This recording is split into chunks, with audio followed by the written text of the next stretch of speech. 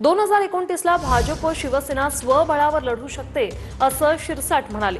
प्रत्येक पक्ष आपापल्या पद्धतीने तयारी करत असतो असं शिरसाटांनी वक्तव्य केलेलं आहे। राजकारणात कधीही बॉन्ड किंवा एग्रीमेंट केलेलं नसतं असंही शिरसाट म्हणाले। प्रत्येक पक्ष हा आपापल्या पद्धतीने तयारी करत असतो। 29ला भाजप स्वबळावर लढणार का? लढू शकते ना। शिवसेना स्वबळावर लढेल का? लढू शकते।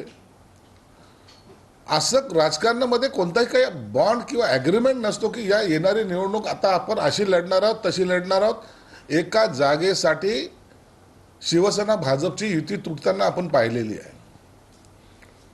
म्हणून त्यांनी तयारी करणं, इतर पक्षांनी तयारी करणं याच्यात काही गैर नाही आहे।